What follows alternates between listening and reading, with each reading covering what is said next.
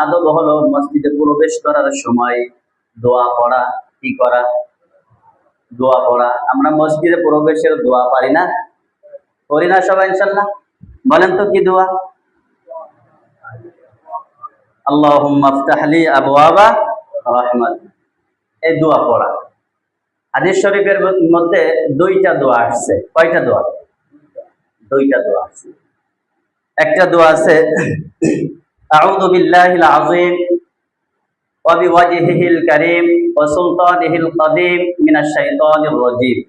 আল্লাহ রাসূল সাল্লাল্লাহু আলাইহি ওয়াসাল্লাম বলেন, যে ব্যক্তি এই দোয়াটা পড়ে, শয়তান বলে যে এই লোকটি সারা দিনের জন্য আমার কুমন্ত্রণা থেকে বেঁচে গেল। যেরকম সুবহানাল্লাহ।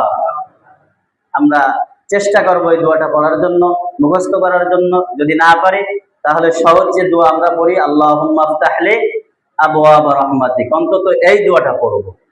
এই দোয়ার অর্থ কি? হে আল্লাহ,